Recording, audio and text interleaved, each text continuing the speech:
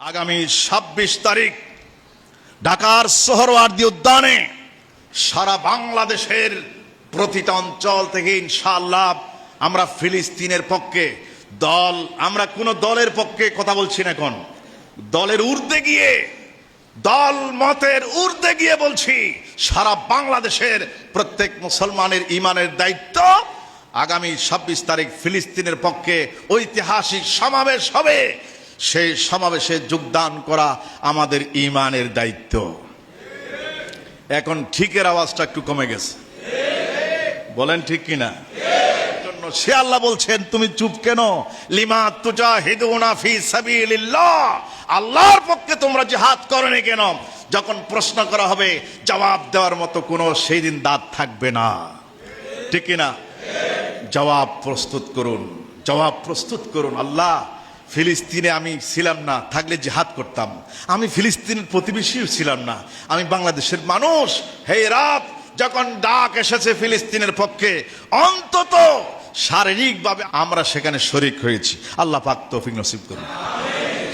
আজ বিশ্বের এই কথাগুলো আমাদের একান্ত জানা প্রয়োজন। আমার ভাই কাটতেছে, আমার বোন কাটতেছে, শিশুরা কাটতেছে, আরব দেশের খবর নাই, ঠিক কিনা? জোরে বলেন ঠিক কিনা?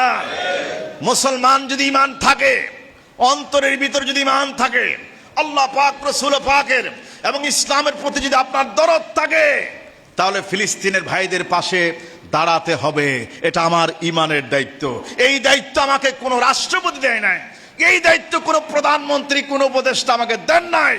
এই দায়িত্ব দিয়েছেন আমাকে আল্লাহ পাক, রাসূল পাক, কোরআন হাদিস সেই দায়িত্ব আমাকে দিয়েছেন, ঠিক কিনা?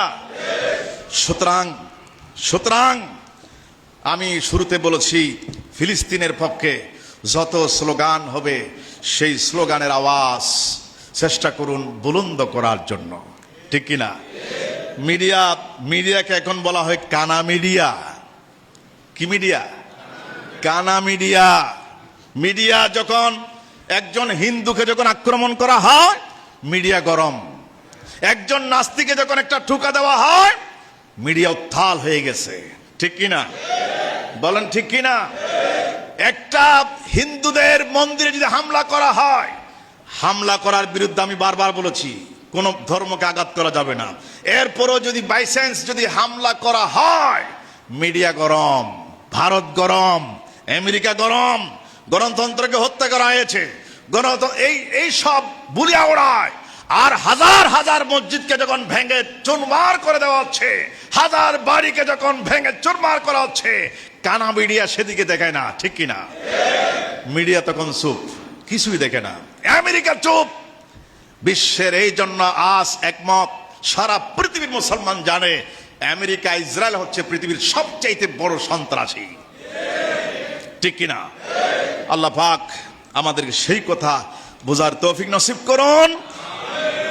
এবং একটা দাওয়াত, আগামী ২৬ তারিখ ঢাকার সোহরাওয়ার্দী উদ্যানে সারা বাংলাদেশের প্রতিটা অঞ্চল থেকে ইনশাআল্লাহ আমরা ফিলিস্তিনের পক্ষে আমরা কোনো দলের পক্ষে কথা বলছি না, এখন দলের ঊর্ধ্বে গিয়ে, দল মতের ঊর্ধ্বে গিয়ে বলছি, সারা বাংলাদেশের প্রত্যেক মুসলমানের ঈমানের দায়িত্ব আগামী ২৬ তারিখ ফিলিস্তিনের পক্ষে ঐতিহাসিক সমাবেশ হবে। সেই সমাবেশে যোগদান করা আমাদের ঈমানের দায়িত্ব। এখন ঠিকের আওয়াজটা একটু কমে গেছে, বলেন ঠিক কিনা? আল্লাহ পাক না করুক, হামলাটা একদিন আমার গায়েও আসতে পারে, মুসলমানের গায়েও একদিন আসতে পারে, এটা হতে পারে দুনিয়া। কিন্তু আমার জন্য কথা বলার কেউ থাকবে না তখন। আমি যদি আমার ভাইয়ের পক্ষে কথা না বলি, আমি যদি মজলুম ফিলিস্তিনের শিশুর পক্ষে কথা না বলি, তাহলে আমি নামাজ পড়তেছি, রোজা রাখতেছি, হজ করতেছি যে আল্লাহর জন্য। সে আল্লাহ বলছেন তুমি চুপ কেন? লিমা তুজাহিদুনা ফি সাবিলিল্লাহ, আল্লাহর পক্ষে তোমরা জিহাদ করোনি কেন? যখন প্রশ্ন করা হবে জবাব দেওয়ার মতো কোনো সেই দিন দাঁত থাকবে না, ঠিক কিনা? জবাব প্রস্তুত করুন, জবাব প্রস্তুত করুন। আল্লাহ, ফিলিস্তিনে আমি ছিলাম না, থাকলে জিহাদ করতাম। আমি ফিলিস্তিনের প্রতিবেশীও ছিলাম না, আমি বাংলাদেশের মানুষ। হে রাব, যখন ডাক এসেছে ফিলিস্তিনের পক্ষে, অন্তত শারীরিকভাবে আর্থিকভাবে আমরা সেখানে শরিক হয়েছি। আল্লাহ পাক তৌফিক নসিব করুন। এটা যাওয়ার জন্য এভাবে বলা হয়েছে, এটার জন্য কোনো কালেকশন করব না আপনাদের কাছে, এবং কালেকশন নিষেধ। ফিলিস্তিনের যেই 26 তারিখ ঐতিহাসিক সোহরাওয়ার্দী উদ্যানের যেই গণজমায়েত হবে, লাখো কোটি মানুষ হবে, কালেকশন সম্পূর্ণ নিষেধ। কি বলা হয়েছে? সেটা বলা হয়েছে যে আপনারা এককভাবে যাইতে পারেন। আমি সেদিন ঢাকা যাব, তালিকার মধ্যে আমি ওই তালিকার মধ্যে মজলুমের পক্ষে আমার নাম লেখাবো, এটা হইতে পারে।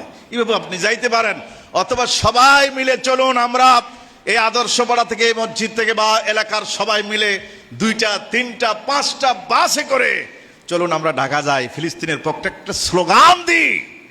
এটাও আপনারা করতে পারেন। এটা আমার দায়িত্বটা আমি বলছি। আল্লাহ পাক বুঝার তৌফিক নসিব করুন।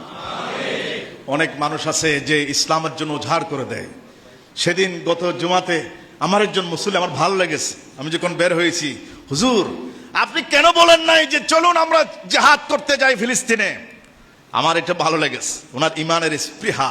আমাকে প্রশ্ন করেছে, হুজুর আপনি বক্তব্য দিয়েছেন ফিলিস্তিনের পক্ষে, ভালো লেগেছে, কিন্তু কেন বলেন নাই যে চলুন আমরা জিহাদে চলে যাই? আজ বলতেছি চলুন অন্তত অস্ত্র শস্ত্র নিয়ে ফিলিস্তিনে যাইতে না পারলেও শান্তিপূর্ণভাবে ফিলিস্তিনের পক্ষে একটা স্লোগান দিয়ে আসি। আল্লাহ পাক কবুল করুন। আর জোরে বলুন আমিন। আপনাদের এটা করেন ইনশাল্লাহ, যদ্দূর পারেন সবাই গাড়ির যদি ব্যবস্থা করেন, প্রয়োজন আপনাদের সাথে আমিও যাব, আমরাও যাব ইনশাল্লাহ, একটা বিবেচনা করে। অনেক আল্লাহ পাক তৌফিক দিয়েছেন ফিলিস্তিনের জন্য। ধরেন আমি একটা গাড়ি দিলাম, এরকম বান্দা আছে নাকি নেই? জোরে বলেন।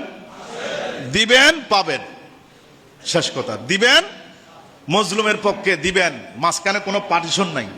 আল্লাহ এবং মজলুমের হাদিস আল্লাহ এবং মজলুমের মাঝখানে কি নাই?